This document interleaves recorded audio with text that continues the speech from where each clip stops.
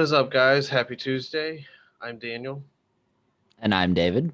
and welcome to the D&D Sports Show. We have a lot to cover. A lot happened this weekend, and we have a few upsets to cover. So we're going to kick it right off and start with the MLB playoffs. So, So, on. Oh, yep. go ahead. As we talked about on Friday, we had a big game 5, Tampa and New York in the ALDS, and kind of went as both of us predicted. But obviously, you came out on top with that prediction, with the Rays picking up the victory. Yeah, it was a really good start from Garrett Cole. He went 5 1/3 and had 9 strikeouts, which his only blemish would be the home run he let up in the fifth inning. However, Tampa took a different approach and decided just to do more of a win by committee. So Tyler Glasnow, who was the starter, got to pitch 2 innings, and then they kind of just rotated in a bullpen to help kind of relieve some of the pressure because it came right down to the wire. The eighth inning, that's when the Rays struck for their second run of the game, and honestly, that's all they needed was two. They won the game 2-1. So, but talking about players that have just had a breakout October, it would be Randy Arozarena, and he has just been playing hot baseball. He was a former Cardinal in the farm organization, and they kind of traded him away, and he's just showing what he can do now. Yeah, and like I said, with that, we transferred to the other.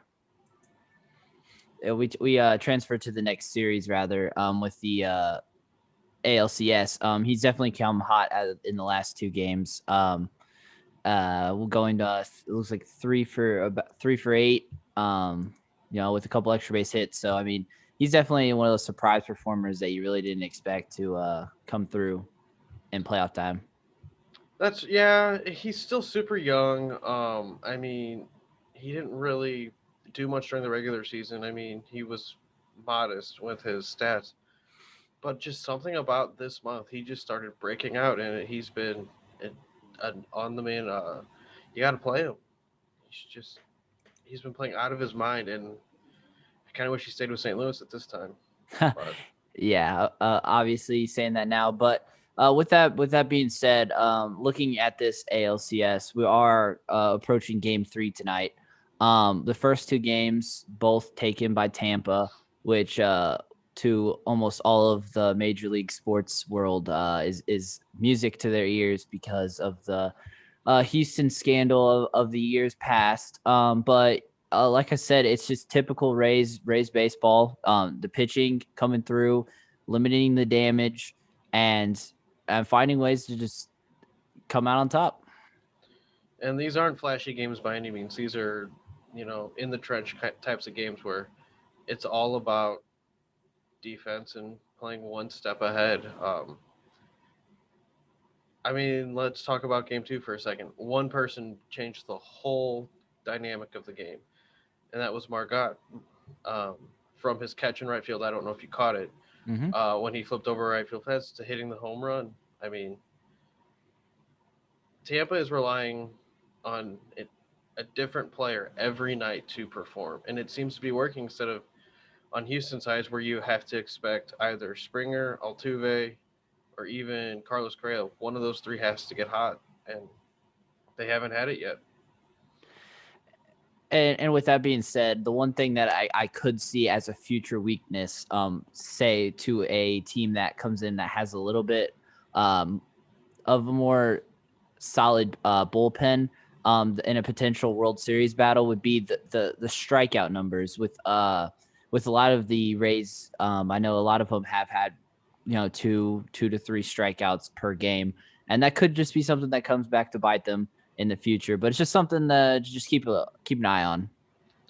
Yeah, and I mean, they won the game. They won game two, 4-2, but only had 4 hits. So that they're going to have to make contact with the ball, like you just said. Their strikeout numbers across the board are way too high to be playing this deep into a playoff series. And they are going to have to correct it if they want to continue on and move into the World Series. Yeah, I will say what a game for Charlie Morton, right? Yeah, I getting mean, the start. yeah, talk about unexpected a little bit. He let up 5 hits and 1 walk, which isn't bad. But let's talk about McCullers Jr. What he did as well. 7 innings, 11 strikeouts. Mm-hmm. I mean, he was on fire too. He just couple untimely pitches cost him the game. Yeah, and I mean, well, with that being said, it's just it's very interesting to see these these not necessarily the big names in sports making an impact, and I think that's what makes baseball interesting is that it's really anybody can get hot any day, anybody can pitch a lights out game any day, and I think that's what's awesome about that. Right. It's the most unpredictable game of sports because one little thing can change everything. And it doesn't even have to be personnel type. Something on the field changes and it just whether it hits the top of the fence and goes over or bounces back in, determining that as a home run or that could change the momentum or anything. So I think give it to Tampa for keeping their for continued riding hot, but we're gonna see how long it lasts. They have to make the important corrections to Yeah, their hitting and let it go. I agree. And with that being said, kind of one of the bigger surprises of the evening during game two would be the other on the other side in the NLCS. The Dodgers coming out kind of slow for kind of their expectations. Um, Thoughts on that? I mean, we talked about it last week about how the Dodgers were coming into a hot hitting Braves who can beat you with the pitching, but now that their offense is finally coming to life, I think this is a very deadly team. And Walker Bueller, he didn't have all of his stuff, but he pitched very well. It was that bullpen that kind of got them behind at the end. I mean, a 4-run ninth inning. How often does that actually happen in playoffs? I mean, it's never anything that you really want to happen. I mean, you want to be able to just throw your closer in there and just take care of business in the ninth and not have to worry about that. But with that being said, I mean, it was a good pitching matchup, obviously, until that ninth inning. It's kind of unexpected, the outburst in the ninth inning. But it's the people who you would expect to come up. You know, I mean, we've been talking about Atlanta's pitching this postseason, and in the past it's always been their offense, and now their offense is clicking with their pitching. I mean, it's going to be a scary team if the Dodgers can't figure out a way to score some runs.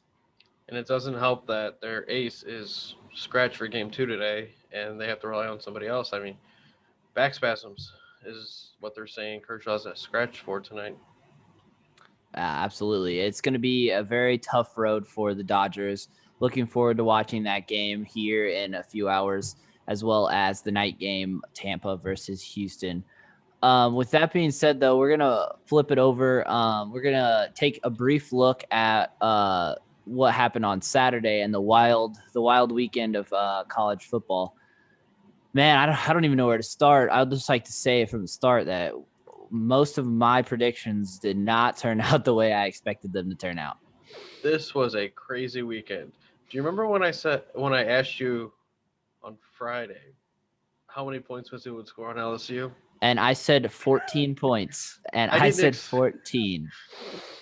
Well, you see here, I didn't expect that game to turn out the way it did. But No, LSU is just on a downward spiral now. and yeah, and a lot of people are calling for some changes with that defense. Um, Trying to get a new defensive coordinator in there because they don't have the offensive firepower to outscore people. But I mean, what a wacky game. I mean, even when you throw 430 yards and 4 touchdowns in a losing effort, I mean, I mean, this is definitely not Miles Brennan's fault. Um, I mean, he did everything he could. So, with that being said, something's got to change there in Baton Rouge if this team wants to rebound and try to make the SEC championship game. And I mean, honestly, games across the board.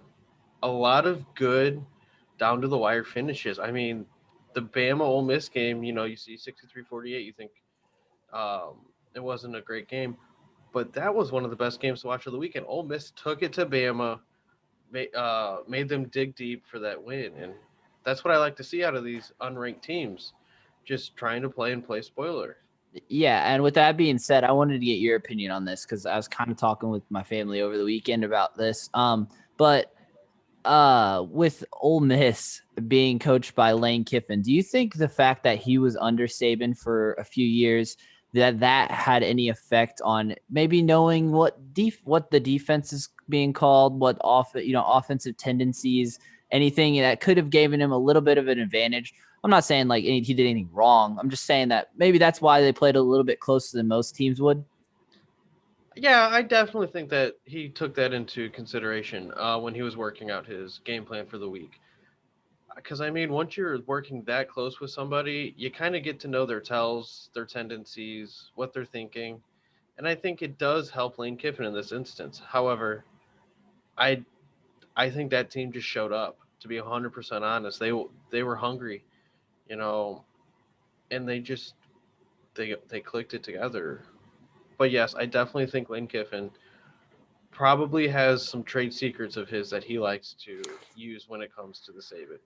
Yeah, absolutely. But let's just focus on this game for just one more second. But I mean, talk about a performance to that. I mean, Najee Harris, 206 yards, 5 touchdowns on 23 carries. I mean, talk about putting the team on your back.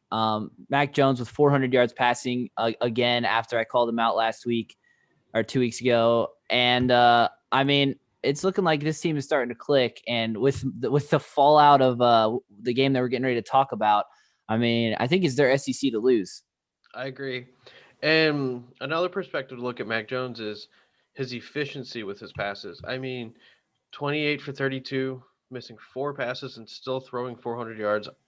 He's, he took it to heart when everybody was talking about how he can't throw the ball. And he had to prove it. And I think he is now finally proving that this is his team. And it actually does help when you have Najee Harris on the backside, Absolutely. I taking this mean, taking the slack off you too. yeah, and I mean, if you look at his you look at his rate, his QBR for the year right now, I mean, he literally is over 200. I mean, he's definitely playing at a high level right now. Let's see what he can do against a really stout Georgia defense this coming up week, but we'll talk about that more on Friday. But keeping it in the SEC, I know the biggest shocker of the day I think is Texas A&M pulling it out in Florida. I know I said this Florida team was probably the best in the SEC. And I mean, Texas A&M just took it to them. I know that they got the late score that kind of put it over the top, but I mean, it was definitely a good game to watch. Yes, this is the one game I actually did not get to catch. And just looking over some of the reports that came in after, Kellen Mond played well. They were talking about how he looked precise in his passes. They were crisp. He was on it. But this A&M defense actually looks really good now. They didn't Yeah, look I so mean hot against Bama, they but they they turned it held around. yeah they had held Florida in check whenever it counted. I mean, with that being said, I mean Kyle Trask is still. I mean, he's still an elite quarterback. He got outplayed, and I'll be the first one to admit that. Um, it's just gonna be a uphill battle for them to make it in the SEC. It's gonna be kind of a crapshoot. With next weekend's matchup against Georgia Alabama. Uh, I mean I think Bama wins that game, but I think it's their SEC. With how everybody else is kind of playing everybody else tough. Um, yeah, this SEC. There's just a lot of good teams in the SEC right now, and the standings are a little saturated with SEC since you know there's not many great teams playing right now. But I think once the Big Ten starts playing next weekend, it'll start to kind of bring in some different blood. We'll see how everyone starts playing each other, and this SEC might get some separation from each other at some point. Absolutely. And going down the line with a few other games that we want to talk about. Georgia and Tennessee. Georgia kind of, I mean, it looked like at the start, I'm not gonna lie, I thought Tennessee was back in that first half. When they were up. Obviously, that defense definitely helped them. Um, the defense is the reason why Georgia wins this game. But I mean, especially with that late fumble recovery, they returned for a touchdown that made the score a little bit more lopsided than it actually was. But they just could not get any offense going in the first half. Really, Georgia couldn't. Got a late field goal. Other than that, I mean, this Georgia team, they started clicking in the second half. Like I said, when the defense is on, the offense follows. Um, when they control time of possession, I think this Georgia team is going to be dangerous, and they're going to have to control the time of possession, especially against Alabama. Um, but I don't know if you got to catch that game or not, but it was kind of it was looking like a Tennessee upset at the start. And I do agree. Tennessee looked good in the first half, and then they just kind of fell apart moving through the third into the fourth. But I do think if they can start, obviously, just by looking across the stat line, if they can close out games, I think this Tennessee team can play spoiler down the road and potentially move their way up into a playoff position. Yeah, I think that starts. I think that starts with the play of Garantano. I think that their quarterback has, he put up some numbers. He just he put up numbers whenever during the one drive at towards the end of the first half, but he just did not come out and he did not come out and play in the second half. And I think that it kind of ride and die with him. Um, But with that being said, we also moved to we'll stay in the SEC real quick. We got one more game I want to cover. My pick of the week was Arkansas against Auburn, and I just like to state for the record that Auburn, you got gifted one. I'm not gonna lie, you got gifted one. The referees gave you that one. Yeah, college football is so different with their rules and using judgment of a referee and not being able to overturn something like that. It creates for dramas like this. I mean, Arkansas brought it to Auburn. They played extremely well. Felipe Franks, 22 for 30, 318, four touchdowns. Like, you can't do much when you're playing against two opponents instead of one. Well, and not even just two opponents. I mean, the late I'd say the late start for the Arkansas, I think, had to do a lot with the rain and the muggy conditions at the start of the game. So it took them a little bit to get going. And I know that kind of um, was a cause for some issues as well on like the defensive end with like losing their footing. But I mean, yeah, I think that like this Arkansas team is right there. They're on the cusp of. I mean, they're literally so close to they're literally so close to being there. And I think this team also, I mean, if they play a team down the road, they could, if they're clicking, they could play spoiler as well. I can see that. However, I think Bo Nix he's struggling right now, and this team is heavily relying on Tank Bigsby, and he's gonna have to carry this team through the next couple games until Bo Nix figures out what's going on. Yeah.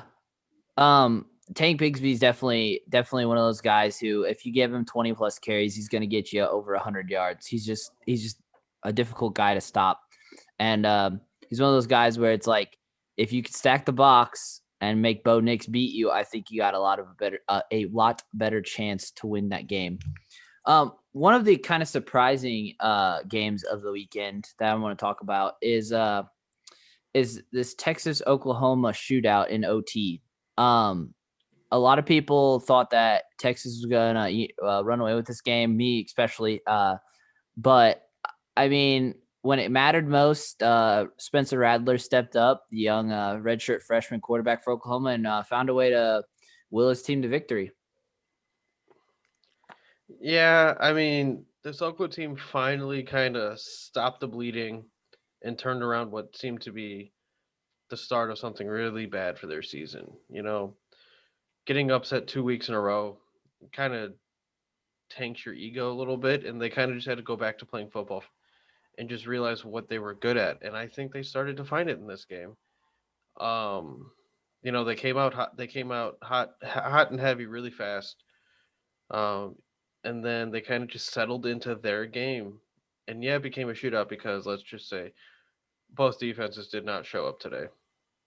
Um, and they just happened to be on the good side of a shootout. I mean, Sam Ellinger, 23 carries for 112 yards. How often do we see that from a quarterback, let alone? Yeah, I mean he's like I said, this game. Sam Ellinger always plays well against Oklahoma. He always plays, gives Texas a chance to win the games. So usually the defense that fails to stop him in key points. But I would say the defense did hold them to scoreless in the fourth quarter, which is really huge. Um, I mean they did the job when they needed to. They gave him a chance to come back. I mean, who would have thought that in overtime that our kicker, Texas's kicker, would get a field goal blocked, and then Oklahoma's kicker would follow that up with a missed field goal. Two of the most consistent kickers in college football right now, both missing a kick. Literally, they mentioned last year. Last year Oklahoma's kicker literally made every field goal in PAT he made, and it's incredible that like the game itself was just an instant classic. It's going to be talked about for a while. Obviously, I wish Texas was on the other side of things, but this just proves that nobody's coming out of the Big 12 to go to the college football playoff. They needed Texas to win in order for somebody to make the college football playoff. See, I think that's where you're wrong in Big 12 action. I think Iowa State could be. We did talk about this Iowa State team and how their schedule really isn't top tier, I guess, is how I would say it. But the win against OU, and they're continuing to win against tough teams. We'll see how they play this Oklahoma State next week, this seventh ranked. Once this game's over, I think this will determine whether or not Iowa State is actually going to play contender this year. Yeah, I think that this Oklahoma State team, I mean, on paper, I mean, obviously they're 3-0. I mean, they haven't played anyone yet. They played Kansas, West Virginia, and they barely beat West Virginia, and then they also barely beat Tulsa. So this Oklahoma State team, I think, I mean, they still have to play Oklahoma, Texas, Kansas State. Like they still have the bulk of their Big 12 schedule left. So I think that this seventh ranked Oklahoma State team is kind of a little bit of a Fluff ranking. stretch. Yeah, Yeah. exactly. And but yeah, I think honestly at this point, Texas is probably going to lose. Um, See, I don't know where they're going to get. I guess I'd have to relook at the rankings for next week, but I think this Iowa State team is the best team to come out of the Big 12 for late conference play into playoff contention. We'll look forward to watching it. Last one we need to talk about. Obviously, we need to talk about it because it involves a potential number one overall draft pick. Um, Clemson find a way to get it done against that stingy Miami defense.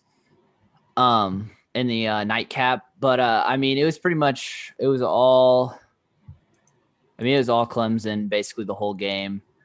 A mediocre day for Trevor Lawrence though with 3 touchdowns, but Travis Etienne. I mean, I think he's the backbone of this Clemson team. I mean, 17 carries, 2 touchdowns, 150 yards. I mean, you really can't if he's running like that and Trevor Lawrence is being efficient with the ball. I mean, this Clemson team's going to be competing for that championship again. I think this Clemson team is good at determining what's working for them early in every game and sticking with that. So if Trevor Lawrence is having a mediocre game, you kind of see where Travis is on running the ball, and if he's running the ball well, you just feed him. And it worked this game. Trevor Lawrence had 41 pass attempts, as to where Travis had 17 carries. I mean, they just made it to where their rushing was so efficient they didn't really have to continue passing the ball when they figured out was working. And I think that's good on Clemson to determine if they're going to be able to pass the ball early in a game to switch it over to the run game and have that work for it. Yeah, and I mean with that being said, this end of the season schedule, I mean, there's no reason that they shouldn't go undefeated. The only game that on the schedule that I would like to circle is that Notre Dame at Notre Dame. Always going to play in South Bend is a tough matchup for all the teams. I know. I know that'll be a good matchup. Hopefully Notre Dame stays undefeated. You could see a number 1 versus number like 3 matchup with Georgia and Alabama playing each other. So it'd be interesting to see. I think that after this performance, Travis Etienne definitely needs to be in consideration for the Heisman, though. I agree, and I say we give it 2 weeks. We let the Big Ten come in and play a couple games before we take a really hard, in-depth look at the Heisman race. But Mm-hmm. I think you are correct. I think he is the front runner currently for the Heisman. Well, with that, wrapping up Saturday's games, we move to Sunday's games, where I know it was a crazy weekend in Very sports. unfortunate weekend. Yeah.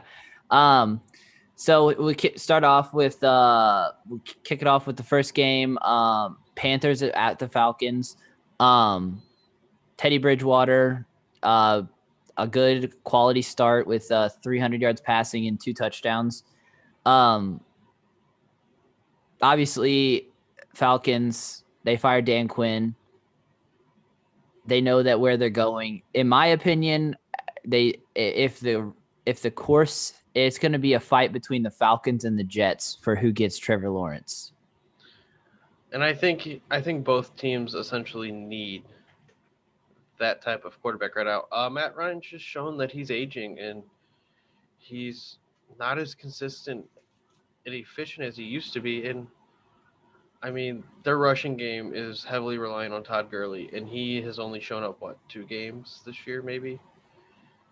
Yeah, I And mean he can only do so much. With that being said, I think that the Falcons would be better off getting the second or third overall pick and getting a elite pass rusher or a elite linebacker in this draft, because I think that with all of their issues, I don't think that offense is.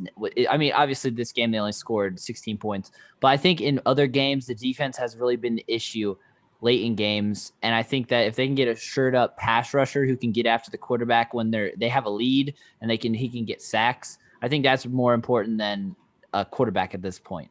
Because I think Matt Ryan has a few seasons left where he can be at least above average QB. Maybe not a game changing QB, but at least above average.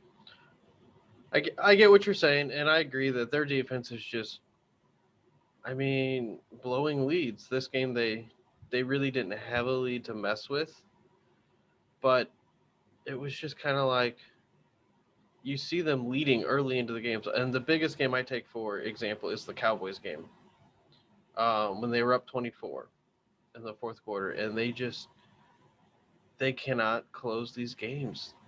They can't finish, and it's just Atlanta should not be 0-5 if they actually had a defense, because they've had so many leads in so many games. It's just I don't want to watch these Atlanta Falcons play.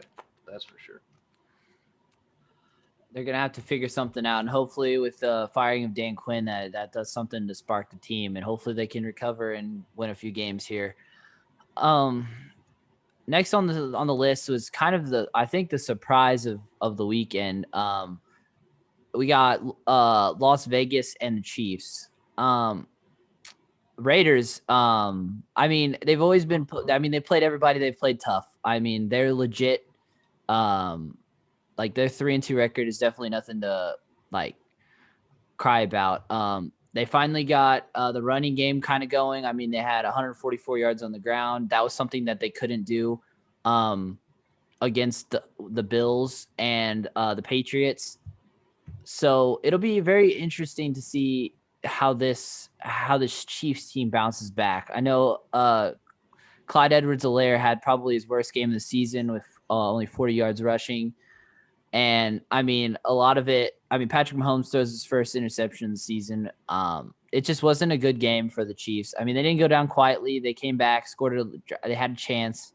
But credit this Raiders team. A lot of people did not have them in this game at all. I was very impressed watching the Raiders pass rush. The way that they were getting through that offensive line of Kansas City, and it's not easy to get through that offensive line, but the way they were doing it, they were keeping their pressure up, they were putting hands up to disrupt footballs, and they finally worked for them when they got the interception on Mahomes at a crucial point in the game too, in my opinion. But they were loud all game, they were in his face, and they really bottlenecked this running game. I mean, there's not much you can do when you're being blitzed and rushed consistently. One, and it's not really Mahomes' fault. Yeah, he had a mediocre day, 22 for 43, but you got to give credit to this defense. They really brought this game to Mahomes. And this Raiders team will definitely be one to watch coming up the rest of the season. Obviously, they have another meeting with the Chiefs, so we'll see if Chiefs can get their revenge. But they got a big game coming up against the Bucks, who are gonna be very hungry for a victory. I mean, we'll talk about, or we talked about them last week, but this Bucks team has got to figure it out in the next 2 weeks. They got to figure something out. And we're gonna move on to what about this Cardinals team that was playing the Jets? I mean, this game looked rough early on. And that all starts, I mean, that all starts with the obvious point that this Jets team is probably one of the worst teams that I can say that I've really been able to follow in my sports watching career. It's tough to watch this team play. I mean, obviously they're without their starting quarterback, so that it's in itself hurts. Joe Flacco, don't get me wrong, he's okay quarterback, but he's not good enough to lead this team to win. Really, this game was kind of a Cardinals pad setting game. I'm going to be talking all this smack, and whenever the Bills go up there and play them in New York in 2 weeks, they're gonna somehow find a way to upset us. Now that I'm talking all the smack, but I really do think that this Jets team is they have a chance to not win a game. I'm not even gonna lie. Maybe this game, maybe they could beat. They could play spoiler towards the end of the season against one of these, like maybe they could play the Rams or Browns late in the season, kind of catch them off guard, or if Bill Belichick already has the wild card locked up, maybe they sit some of their starters that last week. I don't know. We'll see. But once again, DeAndre Hopkins, 6 receptions, 131 yards, 1 touchdown. I mean, this dude is unbelievable. Bill O'Brien, how did you let that man walk?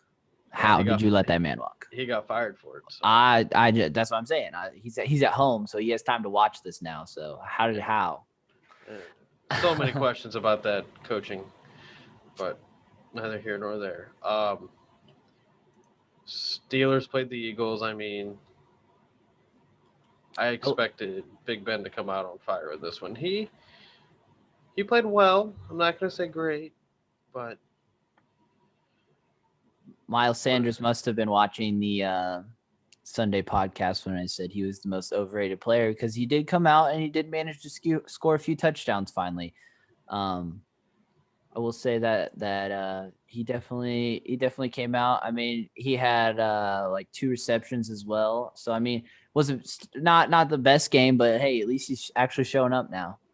Helps one of my fantasy teams out. So, but I mean, let's talk about the receiving game for both teams.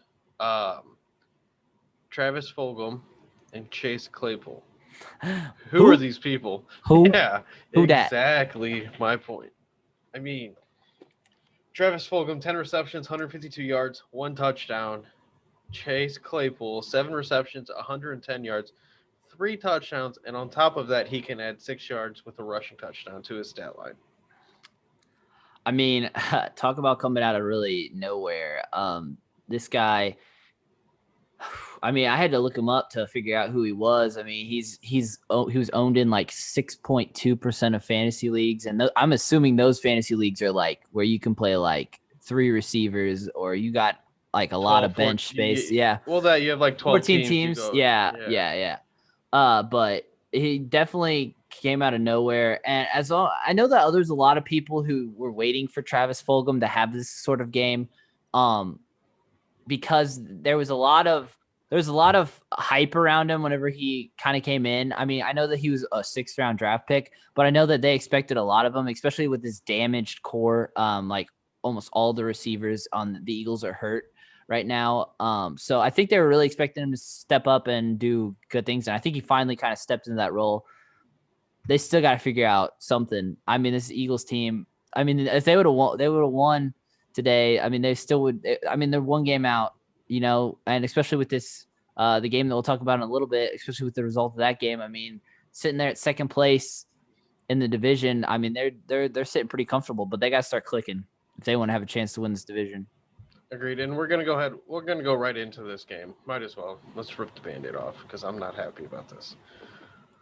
Giants Cowboys game. Tragedy. Watching that go out like that. I That was definitely. I mean, that was a very gruesome injury. It it's never good for like honestly one of the top 3 in the MVP category to go down like that. And I mean, I don't think that, with that being said, I think that when he went down, I think that Andy Dalton was able to come in and do enough, obviously enough to win this game. But I think that this defense is still at a point where you give up 34 points to the Giants. You didn't lose it. You didn't lose a key player on defense. You lost a key player on offense. And yeah, that hurts like time of possession wise, but I mean, the Red Rocket, he came out and he played well. I'll give him he that. did enough to win you guys the game. We'll see how that translates to next week. You guys have picked up Garrett Gilbert as your new From the backup. Browns So practice squad. yeah. Yeah. Um, Not that he's going to be competing for a starting job, but hey, gotta no, and mention it. I think if we had any backup, I think Andy Dalton is a solid tier backup. Um, yeah, his past couple years in Cincinnati did not go as well, but he has proven that he can win football games. And you know, I'm still weary about this the rest of the season with the defense that's not playing well. Um, and now I really, I just don't know what to say to this. I mean, Prescott was franchise tagged for this year. They should have given him the money. I mean, this is just a detriment, and hopefully he recovers quickly. He's out the rest of the season, obviously, but just for his career's sake, he needs to get healthy. Yeah, so it's tough, especially for. I mean, this is the division leading Cowboys. So you're gonna need Andy Dalton to step up to the plate, though, um, to in order to prevent the damage. But I wanted to shift real quick before we move on to the next game. I want to shift over to the other side of things. And I know, obviously, with you being a Cowboys fan, you got to see a little bit of this this weekend. But kind of the surprise, I would say, is the reemergence. I mean, to an extent, the reemergence of Devonta Freeman. I mean, he has played 3 games. He was kind of shut out, to an extent in his first few games when he's still getting back into things. But I mean, from what I could see is I'm kind of surprised that he is doing what he's doing. I mean, especially with that offensive line. I mean, that offensive line's terrible. Just watching Danny Dimes run all over the field trying to throw the ball. But Um, I would say watching the game on Sunday, he looks like he has his legs back. I mean, you could tell by the first 2 games he was kind of not struggling, but trying to figure out what he needed to do to get back to where he was. And I think he started to figure it out, and he got back his full head of steam. He was running through defenders. He was cutting like the old Devontae Freeman from Atlanta, and I think we're going to see good things from him this year instead of Saquon.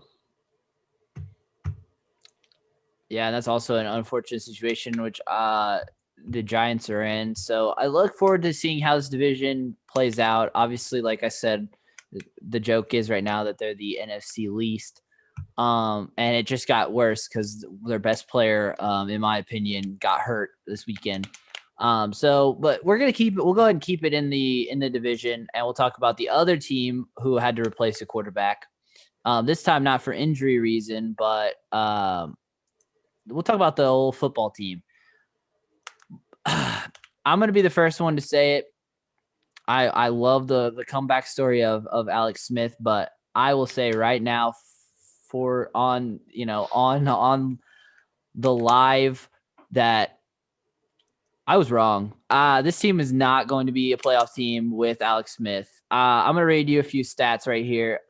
So excluding his drive in which he scored a field goal at the end of the first half. So we're taking that out of account. The second half drives for the football team: -10 yards, 1 yard, -5 yards, 8 yards, -5 yards, -2 yards, 7 yards. While I love Alex Smith, and I know that a lot of it's going to be, he literally came back from a really gruesome injury. I mean, there was literally no offense in the second half. I mean, Kyle Allen left in the and the midway through the second quarter and still led the team in passing with 74 yards. I love Alex Smith, and everybody's probably going to vote for him for comeback player of the year. But I'm going to be the first one to say it. I don't think he deserves. Well, I mean, he deserves comeback player of the year, but he doesn't deserve it for his on the field play. It's for how far he came to come back. I'm going to disagree with you. I think this was a rough first outing, obviously, but he was sacked 6 times for 31 yards, and he was playing a stellar Rams defense. I mean, most normal quarterbacks who start a game barely finish with 150, 200 yards passing against the Rams defense. I think there was so much to this game. I think he took the right first step. 9 for 17. I mean, okay, he didn't have a good day, but I think he's going to be trending to the not the old Alex Smith, but I think he will find a middle ground and start performing at least to a degree of what maybe a third of what he was. That's just my opinion. Yeah, no, I mean, don't get me wrong, I can see that, but like I was saying, I was just retracting my statement that I think that they could have won this division with Alex Smith if he would have started I from think from there's week a one. I think there's a possibility they could. I mean, this division is literally a crapshoot at this point. Like, we don't know who's going to win. I know that Antonio Gibson's going to have more than 27 rushing yards for this team to start winning games, though, as well. Well, they also need a good backup for him, and J.D. McKissick really doesn't fit that bill right now. I I mean, think yeah, Peyton. he led the team in receiving yards. Just to put that in perspective, they got to find somebody. They got to find a lot down there. I mean, only 108 yards. That's not going to win you any game. So with that being said, we will move away from the NFC least. Um, Finally, yeah, I think we should just jump over to the AFC. Back over to the AFC and talk about this Cleveland Indianapolis game.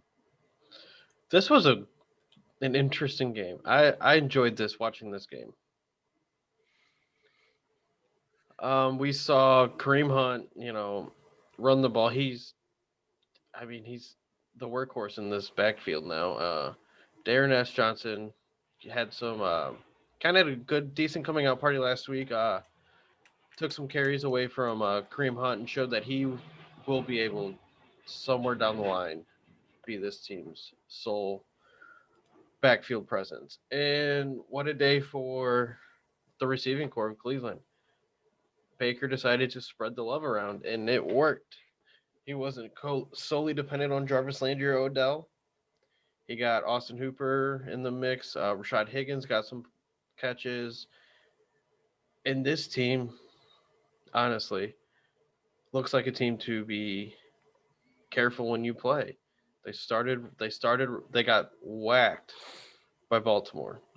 But since that game, they have turned it around, and we'll see where that takes them. Yeah, and I think this is a testament. I think two really costly interceptions for Phil Rivers. I think it's definitely showing that they may not have been completely. I mean, don't get me wrong. He is definitely capable of leading this team to victory, especially with that defense. But I think that this Cleveland team kind of found the holes in the defense. Because I mean, talk about being efficient. Baker, he did have the two interceptions, but I think that Baker is showing that, starting to grow into the quarterback that they thought that he was whenever they drafted him.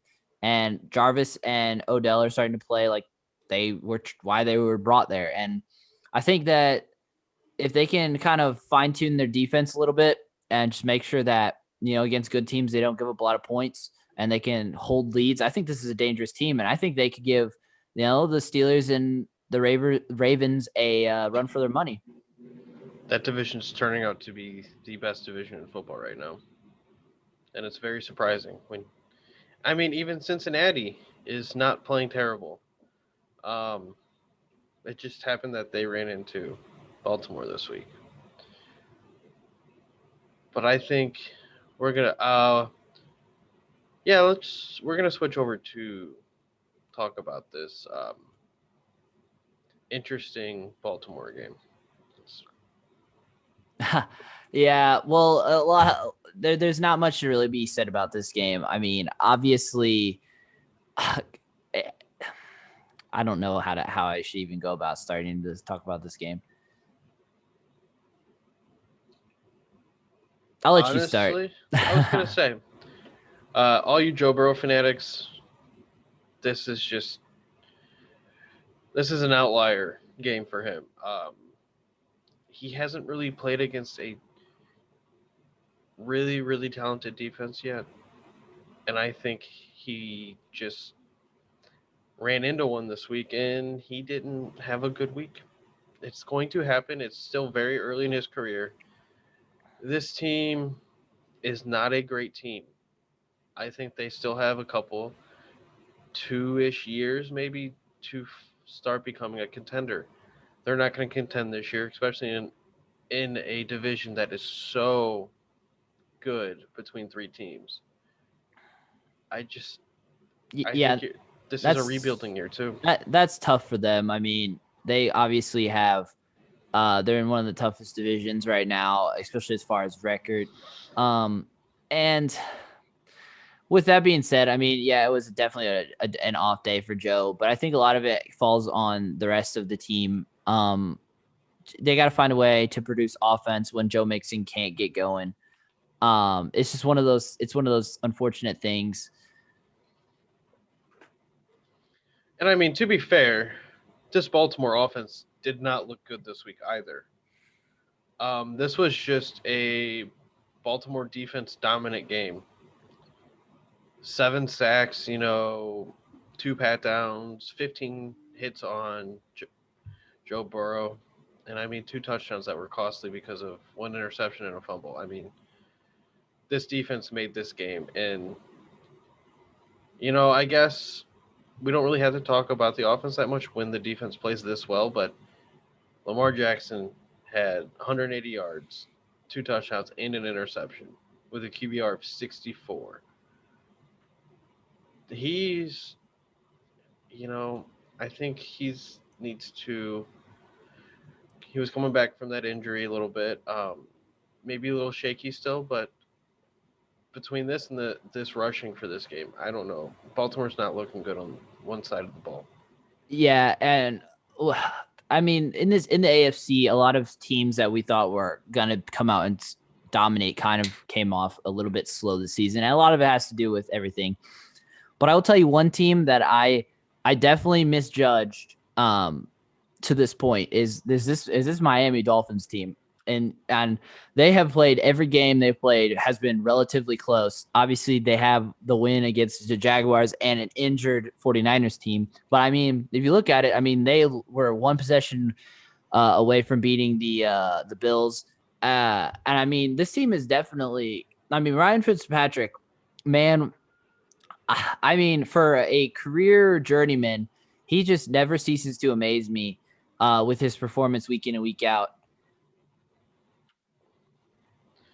I was really impressed with him this week. Ryan Fitzmagic. Let's see how much magic he works into this Miami team. I mean, Preston Williams had a show out of a game. 4 receptions, 106 yards, 1 touchdown. I mean, when you have a game where Devontae Parker only has 2 receptions and 50 yards, you get to see these players like Preston Williams, Mike Gesicki, even Matt Breida. Look at what they can do when they have a good quarterback in front of them. I think this Miami team is for real, and they might be able to take this division away from minus the Bills. I mean, they're playing for a while. They're playing for second place in this division currently, but I think if the Bills have a couple bad weeks, I think they might be able to slide in. And I think that with this Dolphins team, I'm not exactly sure how far that they will be able to go, especially with the schedule that they have remaining. Um, they still have to play LA and Arizona and Kansas City. I mean, New England, the Raiders, which the Raiders look like a good team, and then they ended out in Buffalo.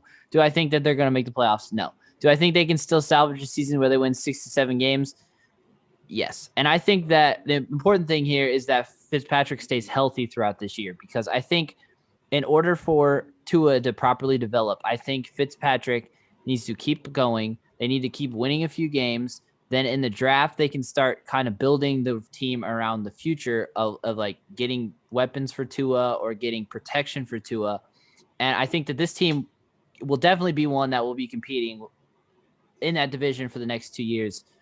But I think that with the current state of the team, I don't know if they're going to make a playoff run, but I do think that they will win 5-6 games. I can see where you're going with that. However, let's switch over to the other team, and we're gonna play a game. We're gonna say who's that quarterback, because I don't know what quarterback's ever gonna actually play a full game in San Francisco at this point. Um, Jimmy G got the start, was benched, and CJ Beathard came in, and kind of looks like that's who should be starting for this team right at this point. I mean, Jimmy G looked awful coming back from injury today, and I just I don't know how good he's actually going to be this season. In this division, they're going to have to figure out what exactly the game plan is. And they're going to have to run with it. I think a lot of the reason why CJ Beathard struggled in this game, with efficiency wise, is that he probably didn't get when they found out Jimmy G was coming back. I'm assuming Jimmy G got most of the first team reps. But I think that this team, it really, really thrives off their defense. And I think with all the losses on defense, that it's going to be tough for this team to turn it around, especially with the fact that they are 0-3 this year at home, which is incredible for a team that last year I think only lost 1 game at home. And it's just one of those things where it's like they're going to have to turn around quickly, especially in that division with the Rams and the Seahawks. I mean, the Seahawks have a very skeptical defense, which we'll talk about them here in just a minute. But that Rams team is definitely no joke. And I just think between those two teams and even this Cardinals team, I mean, this Cardinals team can beat anybody if they're clicking. So I think that they're going to have to turn the right to ship if they want to make another playoff run this year. Yeah, I don't see him making I don't see him making the playoffs, especially in such a talented division, let alone conference. They're gonna have to they're gonna have to have some magic to make it there, because this defense does not look good either. Yeah. Well, let's flop over to the other conference real quick. We got 2 more games to cover. or 3 more games to cover. Excuse me. So we'll start with we'll just talk briefly. The post Bill O'Brien era is 1-0. Obviously, they got to play a Jaguars team who hasn't really found their identity yet. Um, I mean, this Jaguars team, it's going to be tough. It's a tough road, obviously, with their schedule, and they're playing in a pretty good division. This Texans team's no joke. I hope that they start figuring it out. I saw a statistic that was pretty funny during the game that for the first time this decade, Romeo Cromwell threw or took a timeout. He was allowed to take timeout because he's always been a coordinator Mm-hmm. since he was last a head coach, and I thought that was pretty funny. But I mean, yeah, this Houston team, they have a chance to right the ship here. I mean, they got a banged up Titans team, or not a banged up, a sick Titans team, I guess. Then they got a tough game against Packers, but that's at least at home. And then you have the Jaguars again. So I mean, if there's ever time to get hot, win a few games, taking 2 out of 3 would definitely not hurt your chances to kind of salvage this season.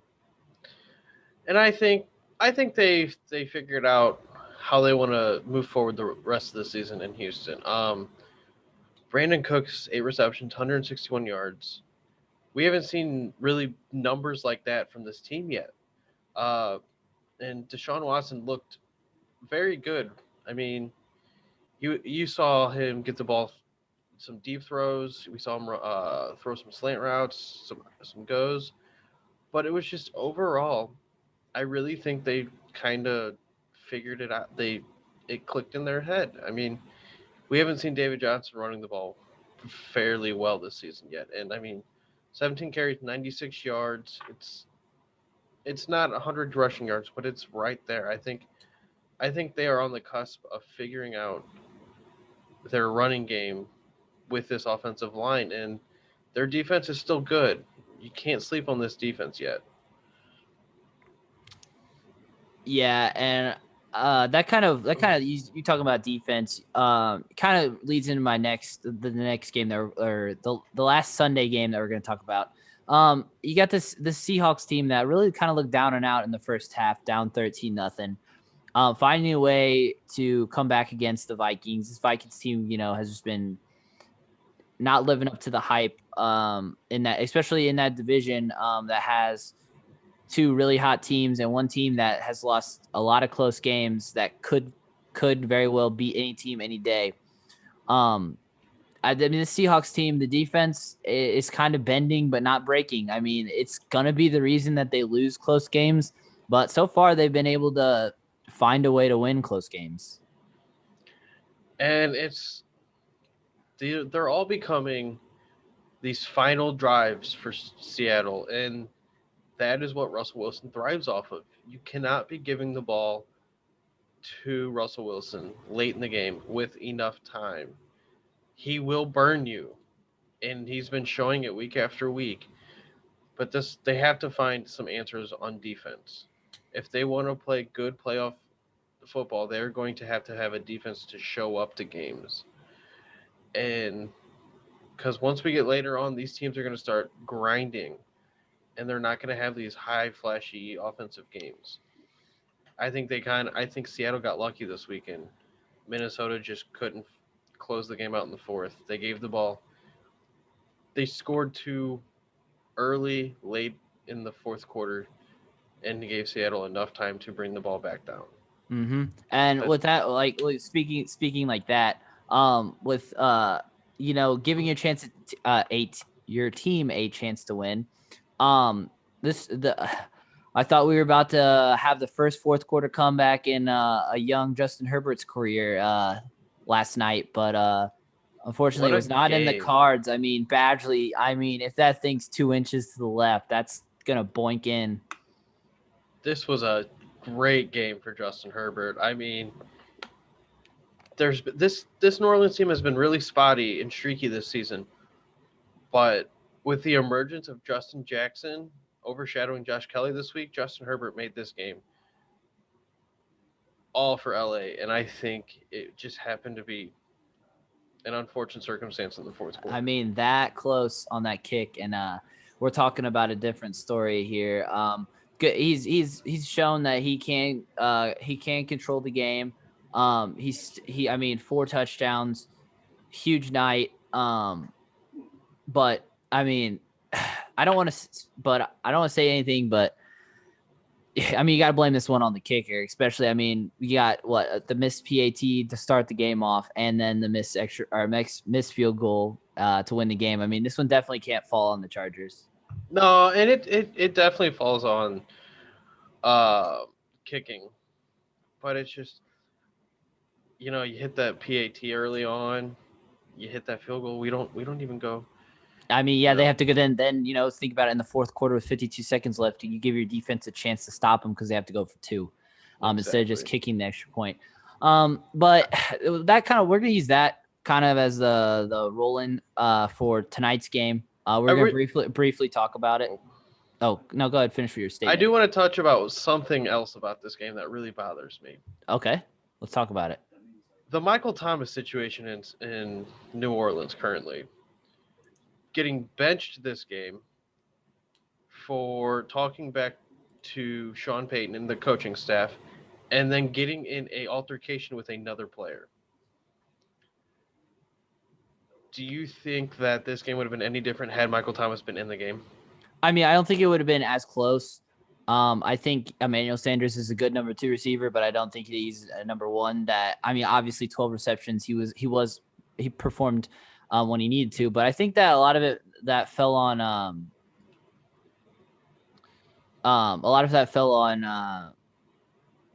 Michael Thomas. And I think a lot of it was frustration about not being able to play and,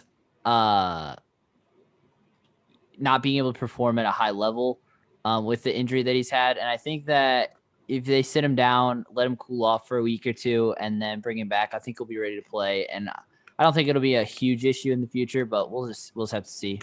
This is something I want to keep I do want to keep an eye on this situation because this could be maybe the way Michael Thomas gets out of New Orleans if he keeps this kind of petty drama type going. Yeah, especially if this team starts to skid at all. In my opinion, if I was the GM of the Saints, I would definitely look to try to ship him to a team who's going to compete this year and possibly get some draft capital or maybe some younger players that can develop, because you're going to have to look at the future. Because, I mean, you're at the top, if not the top of Breeze's hill. So you're going to have to find the future. And obviously Taysom Hill is not the future. And I don't think that Jameis Winston is the future. And if you think Jameis Winston is the future, then by all means build around him, but you got to start putting some pieces together for him.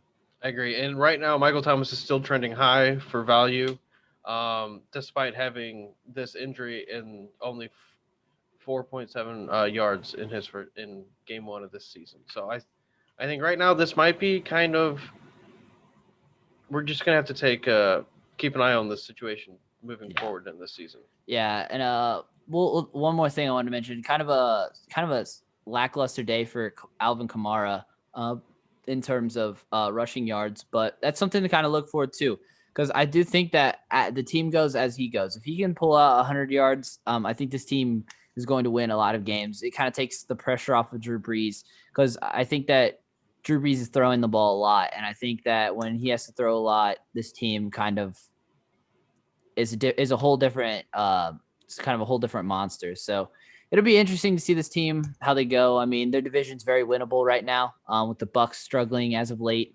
So it'll be interesting to see how this goes down. I agree. But what about football on Tuesday? Something we don't get to see every day. You mean Tuesday Night Football? Cue the Tuesday Night Football intro. We gotta start a new Tuesday music intro. I mean, yeah, I know. I'm curious. What are they gonna do? They're gonna have I don't even know who they'd have do it on Tuesday night. But weird. It's just weird. It's just a weird situation. Like with this, we're gonna have to talk about the schedule changes with this Tuesday night. Tuesday night, Bills Titans, battle of the undefeateds. Curious to see who is eligible to play for the Titans. I know that it's looking like they have a couple of key starters. out, but I think that most if not all of them have been cleared to play. Um, I think the only people who are out are AJ Brown and Taylor Lewan. Those are both questionable, but I do think um that he will be able to play or he'll be available to play, but it'll just be like circumstances of how much that AJ Brown plays. Yeah, I think they'll both end up I playing think tonight. they're gonna. Well, I think if they're going to take it, if they're gonna be more cautious towards AJ Brown because um they don't want to rush him back and him potentially get hurt worse in his game back. With him having to be that number one receiver in Tennessee currently, I think. But I do think uh, Davis is coming out having himself a nice breakout season so far. So I think with him performing well, they don't need to rely on AJ Brown getting back quickly. Yeah, and on the other side of things, I think that kind of a bigger news is like as Matt Milano is obviously he's back out on the injury report. The huge that's a huge loss for them at the outside linebacker position. And then I think kind of a big loss that not a lot of people are talking about is or well it could be a loss, but I think Tre'Davious White is listed as questionable. I don't know if they'll necessarily push him uh, to actually play, but that's definitely something that you have to watch. Yeah, and this injury report is not updated for the Bills, so we will see in a few hours what they decided, how they decided to proceed with some of these people. I know they were saying Tre'Davious White's injury was not as bad as they originally thought it would be, so we'll see. I think he will probably play tonight. The only person you really need to look out for is Cody Ford, whether or not he plays as well. He is a big piece of that offensive line. Yeah, and I think this will be a good game. I do think that I think that the Bills will take care of business. I think they have a really talented passing attack that will just tear apart this Tennessee defense. And this Tennessee defense or this Tennessee team, you have to remember they didn't play last week because of the outbreak, and they also have only won their first games by game-winning field goals. So I think that if it comes down to this, I don't think this is going to be a close game. I think it's going to be kind of a one-sided affair, but we'll see how it goes tonight. I don't. I do think the Bills should take this game. Like you just touched on, this Tennessee team is 3-0 by 3 points total. So I mean, all these close games, they haven't really been high scoring games either. They have not scored over 20 points yet in a game. So I think if the Bills put up at least 21 points, I think they will take this game easily. Mm-hmm. I agree. Um, so let's shift over for from the turf to the hardwood. I mean, kind of the result that everybody was anticipating coming into this bubble. I think not necessarily the teams that we thought were going to be in the finals, but the Lakers taking care of business against Miami. I mean, this was just the nail in the coffin. I mean, Jimmy Butler did not have a good game. Um, Crowder didn't have a good game. Duncan Robinson didn't have a good game for all playing 30 minutes plus. I mean, Bam had a good game. Bam almost had a triple double. I mean, that's something Bam doesn't do. And he wanted he wanted to get this game to game 7, but he didn't have the help on his side. Yeah, ultimately, I mean, even if Jimmy finds a way to, I mean, if he could have dropped 25, this would have been a overtime game. I think I think they kind of realized how important that Jimmy was to their team because I think that they forced him to kind of make some poor decisions. I think Tyler Hero made some bad turnovers when in key situations like during the first half, whenever they were trying to come back. And I mean, anytime you get outscored by 20 points in a quarter, I mean, that second quarter, the 36-16, I think you kind of knew at that point that it was pretty well over. And I mean, yes, and even you take that second quarter out, that fourth quarter really brought them back. And And I that's a lot of that's weighted. A lot of it, like, I mean, when you go into that starters, quarter, yeah, yeah. I mean, the starters probably. I mean, I don't think they played. I mean, you got Rondo played normally, 30 minutes, yeah, yeah. but uh, James gets his fourth Finals MVP. We kind of both agreed that he was going to get it, but I don't. But I I mean, I think necessarily his performance in the last two games cemented it for him. I think that when we talked about this last, I think that he needed a huge performance. And I mean, you scored 40 points, 40 a points 40 in point his triple yeah. double and a loss. And then he also, I mean, he had 28 in the clincher. So I think that when it came down to it and to clinch it out, I mean, he outperformed AD. So I think he did deserve it ultimately in the end. And I just think, and people who say Lakers don't win this cup, this championship without LeBron. Do you think that's a valid statement at this point? Now that we can look back, hindsight 2020. So if I look back and, like, especially if we're going most valuable player being the most valuable player, like as in your team would not win without them, I think that LeBron James 1000% gets MVP of it, because without him, this team does not touch the finals. I don't think they would make it past the Nuggets for sure. I don't think that if they would play the same teams and everything would fall the same way, like they get the same record without him, I don't think that they would beat them. I just don't see them. I mean, I could honestly see them. Yeah, I just don't see them beating the Nuggets. Okay. Um, it'd just be interesting, with how everything kind of laid out. I don't know if they would even without LeBron. I don't even know if they would have made it out of the first round. Really, I'm not even lying. Like they could have very well. It could have very well lost in that first series. I mean, LeBron led him in scoring in that series. I don't know. It's tough to sell. You can't like go back in time and be like, yeah, Right. what happened. But this just goes to show you how one person is so important to a franchise at all. Um, do you so our very early 2021 season picks Lakers repeat?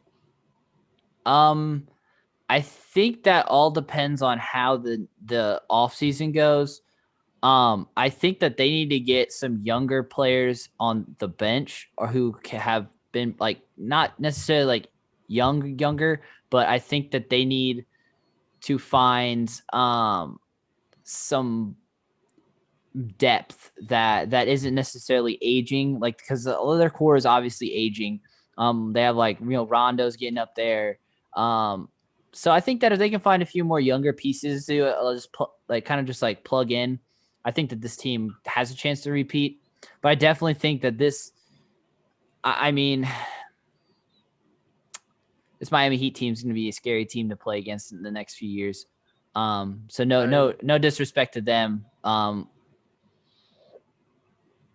But I do think that the Lakers will find a way to make it back. Do I think that they'll win? I don't know. I could definitely see them making the conference championship, but I don't know if they'll win it all. That's right. I mean, there's so many good teams out there, and some that just didn't get to make the playoffs because of early game performance or early season performance. I mean, Phoenix Suns. exactly. Justice for Devin Booker. He came into this bubble and played phenomenally, and they just had such a poor showing early on in the season that they couldn't get it. They couldn't move. Yep. And we'll talk about one more thing with the NBA before we switch over. But where do you think Giannis ends up? Because I don't think he'll finish his career with Milwaukee. Oh, let's see. Giannis, honestly, he could either. I think maybe New York. I think he might be a Net or a Warrior. I think if he wants to compete. So you think he'll go to Brooklyn? You think he'll go to Brooklyn, and you think he'll pair up with Kyrie and KD? I mean, Good God. Just imagine that team. You thought Golden State was bad. Now I'm gonna go one step further than you, and I'm gonna say that he's gonna join a winner and a proven winner, and I think that he is the finishing puzzle piece to this Miami Heat's next dynasty, and I think he goes to the Heat. Wow. I think it'll be him, Jimmy Butler, and Hero, Bam. I think that's going to be the next Miami super team. I could see it, but I do think he stays East Coast. I think he will stay in that conference. So you think that he'll stay in the East? He stays in the East, yeah. I looking at this easy like basic decision, the East is easier to play in than the West. And I think he will choose that kind of route. But I think once again he could end up in New York, still playing in the East, Miami, playing in the East. I think it works for him. Yeah, and I think that with the East kind of being called the easier conference, I mean, I think that's part of the reason why I think that I could see him going to the Heat is because I mean he is in the East, and I mean that's his who's gonna stop him? I mean the Bucks were supposed to be the favorite in the East, and they couldn't even win in a down year. What everybody was saying in the East, right? But we're gonna go ahead and shift to another one of the questions that gets brought up to me a lot, but specifically it got brought up by Matt Gibbons from Cape Girardeau. But with this victory by LeBron, how much closer, or do you give him the nod in the GOAT category? Oh God. See, it's such a hard comparison because these obviously Jordan played in a different era with where it was just, I don't want to say harder to play. I think the defense was a little bit more there. I'm not saying defense is soft nowadays, but it's a lot easier to score more points in this day and age. I think he's got to get at least 6 to even compare. I think with the fact that he's been there with 3 different teams, granted one of them was a super team and one of them he joined, or he got AD to join him, and he couldn't make the playoffs even though he was hurt last season. So I don't really want to knock him for that because he was hurt like 50% of the season. So obviously he couldn't lead the team. But if you look at it, people always skip over very important facts for Jordan. The fact that he got beat by, like he's gotten beat so many times in early rounds of the playoffs, and the fact that LeBron, excluding last year, take it away, he's literally been to every finals in the last almost decade. Like he's doing something that we never have seen before, and I think that in their own right, they're both the GOAT. So I don't really think that you can necessarily call it. I think honestly, they're not the greatest of all time, but I think that I would want to change the kind of the question sort of, and I want to say that obviously Michael Jordan is the greatest shooting guard of all time, and I think that he just kind of cemented himself as the greatest small forward of all time. LeBron did, and I think that he's just proven that he's done that. I understand where you're coming from with that. And yes, LeBron will go down as one of the best small forwards of all time, if not the best. I think he has earned it. He deserves it. But I more or less say that besides excluding Kobe, he is the best player that I have witnessed play.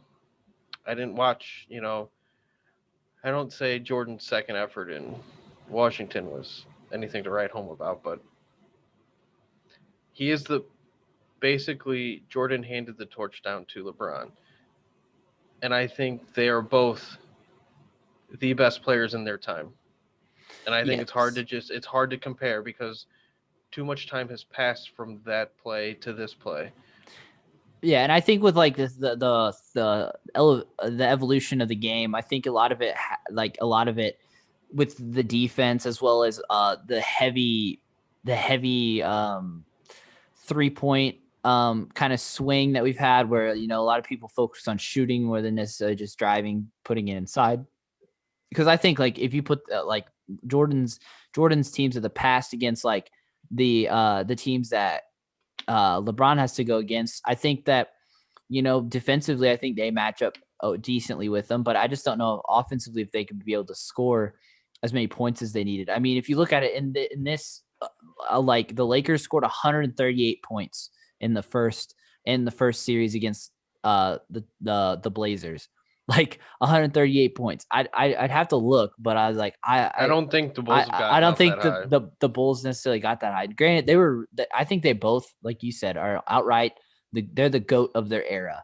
Like you have that era, they're the GOAT. And if you go before Jordan, it was Bill Russell and like Wilt Chamberlain. Those were the two that were fighting for it. And like I don't know. It's just really tough. I think it's obviously it's got it. I think if I had to pick a GOAT, I think that if he can win one more, I think I would pass the torch. But obviously, me being a fan, I'm gonna go with Jordan. I think the reason I think he has to match Jordan is because for all of the stats people, like strictly stats, on paper, Jordan has 6 rings, LeBron has 4. Like for those, just to make this easy and straight, Yeah. he's got to match on paper, and then he will for S- 100% pass Jordan if he gets So those 6 so rings. the reason why I say that it's 5, and I think he needs to win this next one that he makes. The reason why I say it's 5 is because I think if you look on paper, if you would have put, I'm gonna make you think back a little bit. If you put Michael Jordan in his prime, or not even in his prime, like the first run that they made, not necessarily whenever they got hot when he came back, but like I would say like the first three-peat. If you put Okay. that Michael Jordan on that Cleveland team that a very young LeBron James took to the NBA Finals where he lost. If you take him with Daniel Gibson and Big Z, like if you take that team, do you think that Jordan could win with that team? Do you think that he would have like that they could Not have against beat the not team? against that San Antonio. Not Yeah. against the Spurs of that And I year. think that just because of the matchup that he had that year, I think that that's not necessarily an asterisk, but I think that just the amount of like people who were shocked that they even made it that far, I I think mean, that they weren't supposed to beat Detroit that year, and LeBron carried that team through Detroit. And I think based on that Detroit performance, he should be still single handedly. yeah, and that's But why the, with the question, that's why I'm like that one I think kind of has like an asterisk by it and doesn't necessarily count as a loss per se. Like, yeah, obviously he's 0 for 1, but he shouldn't have been there. Like, he no, shouldn't have been there. Like any other person on that team, like, they wouldn't have made the yeah, playoffs. no, exactly. Um, but yeah, with that being said, I think we're both kind of in agreement. They're both the goat of their era. I think that you can't necessarily choose one unless you're choosing based on stats or effect of your team. So because I mean, if you talk about the effect of your team, I think if you take Jordan off those Bulls teams, eh, they're gonna be pretty bad. But I mean, if you look at how far the Cleveland team after he left fell, they were just, I mean, they're bottom of the league for a long time until Kyrie kind of brought him back, and then he went back and joined Kyrie, and then they proved that they could beat one of the greatest dynasties of all time. hmm and the one argument I hate about this is, oh, Jordan's the goat because he made basketball. Oh, so you mean he was just the first person where endorsements became a thing I mean, because he was good. So So what you're saying is because someone took interest to make money off of him, that makes him the best. Like Yeah, what? I mean, Larry Bird and Magic Johnson, the battles that they had in college and in the NBA with the dynasties of the Celtics and the Lakers. I mean, that is the basketball that like when I can go watch back and watch highlights of that. That's the kind of basketball that I like to watch. That was honestly the basketball that kind of took off, and I think that's where most of the popularity. Obviously, it kind of got a resurgence whenever Jordan came in, and you know, but I don't think I wouldn't say that necessarily that he made it. But yes, with the endorsements and everything, and the Jordan brand, obviously, it's a little bit weighted. But It's just because LeBron gets so much crap, but it's just different times. That's all. That's really all I can say about this argument. I mean, yeah, I mean, overall, I think we're all in agreement. I think with this victory, though, I think anybody who ever talked about Kobe being number two. I needs think to that step back. you need to. I mean, he's definitely cemented himself above Kobe in my opinion, just because he's won it with three teams, and some of those times that Kobe won, he was carried by Shaq. Um, and so I think that like the people who like to argue that Kobe deserves to be in that category, I think He that they deserves kind to of be considered. I mean, I still don't get me wrong, he's still an amazing player. He's top 10 for sure. I agree. And but I just think that I think with this championship, I mean, the performance he had, it wasn't like he was in no cakewalk. He wasn't getting carried. I mean, he led his team in scoring. He got the MVP for a reason. So He just happened to be, essentially, AD is his Pippin. If we are really going to compare these teams to like to because I these mean, because dynasties, if you look around him, there was not necessarily a third superstar on this team. I mean, you have Kyle Kuzma, you have you Alex have Rondo, who Caruso, played a good game. Rondo, who I mean, if you think about Rondo, I mean, I mean, you could draw the comparison to like, I mean, Ron Harper. I mean, and then you have like a Danny Green who comes in and is kind of like your Kerr. I mean, there's a lot of comparisons to like the old Bulls teams and this team because I do think that, with this team per se, if they do end up winning another one, I think that comparison right there of AD to Pippen is very. I mean, they both rebound the ball. They played outstanding defense. I mean, very similar. I 100% agree. I mean, we could literally debate this for hours on end. So Yeah. I just say we cut this one off. Now there are a couple things. So, what do you say we talk about some NHL stuff? Have you seen some of these free agencies signings? Yeah. I mean, kind of I want to start at the top with one of the biggest shockers in my opinion. Um, Taylor Hall is signing a 1-year deal with Buffalo, and Buffalo was just a dumpster fire last year, and I think that they made a huge splash with a couple of signings. And so I'm interested to see how that transpires. But what was one that necessarily caught your eyes? Torrey Krug coming to the Blues.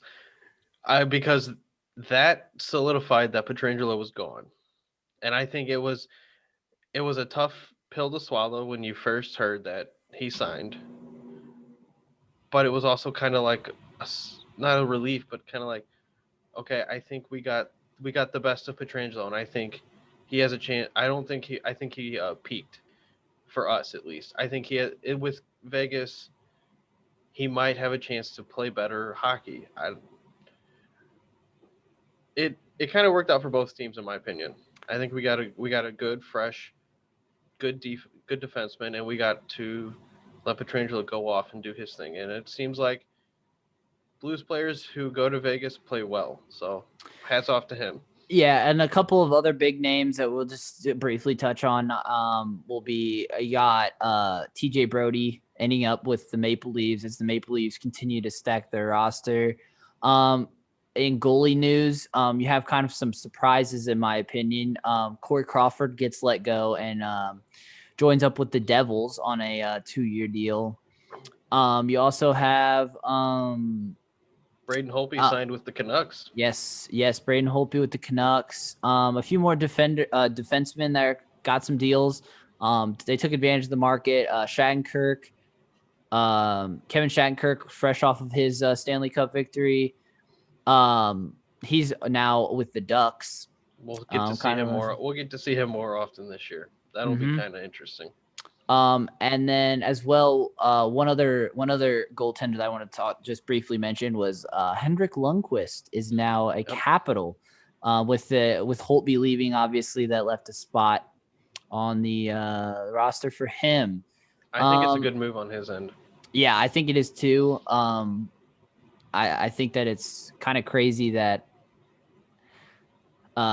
just I mean there's so many names here. I mean we could talk about this all evening. I mean obviously Petrangelo the big one with the 7-year deal. So I mean, we literally could talk about this whole list. I mean, Wayne Simmons is now a Maple Leaf. I mean the Maple Leafs are. I mean if they don't win soon, I don't know. Their roster is stacked their with roster's talent. stacked, but they just can't get it done.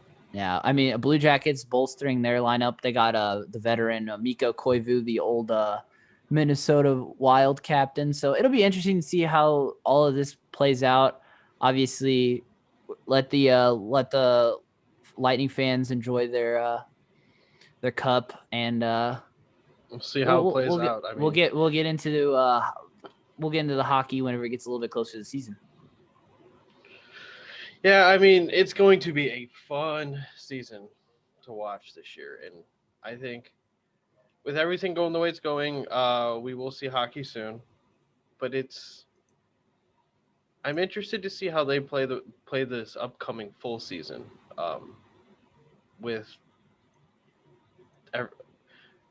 with environmental circumstances going on. I'm very anxious, and hopefully we can get some fans to get in and watch some of these Blues games. Though Yeah, that's I can't wait just to see how that all the main sports deal with the changing of everything. So, with that being said, I think we're gonna wrap it up there. We've kind of hit most of the topics. We're coming up on the 2-hour mark. So yeah, we had that being, we did have a lot to cover. Yeah, with the holiday yesterday and being able to talk about Monday stuff. So looking forward to some baseball tonight as well as Tuesday night football. And we'll catch you guys tomorrow with the results. Let's go Tampa. You know, keep that hot streak going. Everybody take it easy. Have a good day. Enjoy this weather. Bills Mafia. Peace. See ya.